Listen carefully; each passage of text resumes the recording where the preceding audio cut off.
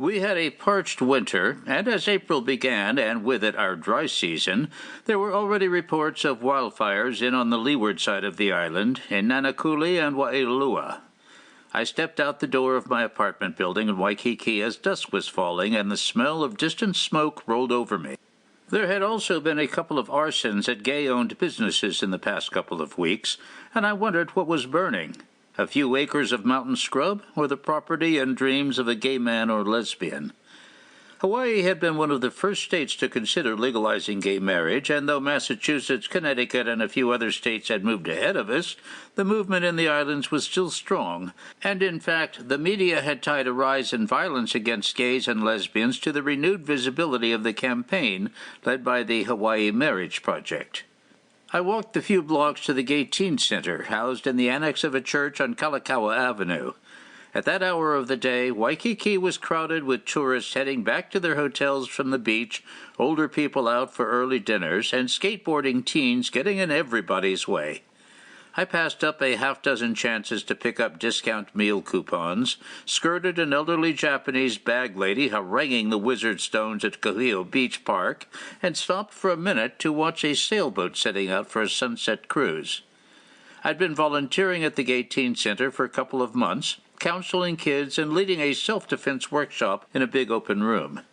My favorite student was a kid named Jimmy Ah Wong, a thin Chinese boy with a bright yellow coxcomb that stood straight up and then, at the very top, drooped over. He looked like a bit actor in a British art film of the 1980s, but he was smart and infinitely kind to the younger kids. 16 of them were waiting for me, Jimmy among them, when I walked into the room. We talked for a few minutes, and then I led them in a couple of warm-up exercises. We did some yoga to get them in touch with their bodies, and then a couple of simple judo moves I'd picked up somewhere.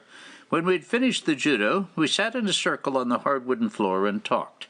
I always had to kick things off. They were all shy, and sometimes in order to get into difficult subjects, I had to reveal more about myself than made me comfortable. "I had a date on Saturday night," I said. A couple of the kids broke into spontaneous applause. I smiled and inclined my head. "Yes, I know it's been a while. I wish I could say it was a more positive experience."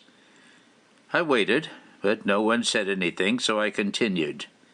"I met the guy online, and of course he wasn't anything like he had said." "I know that drill," a chunky boy said. His name was Frankie, and he had some island heritage in him, and sleek black hair pulled into a ponytail. "Nobody on the internet is what they say they are." We got into a little discussion about that, and about how they could be safe with people they met. "We agreed to meet at the Rod and Reel Club," I said.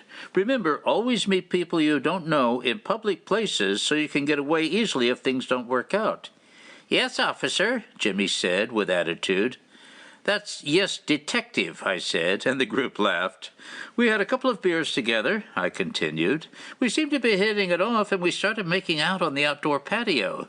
"Is there video?" Frankie asked, and everyone laughed. "You wish," Jimmy said, and Frankie sent daggers his way. I gave them both a sharp look.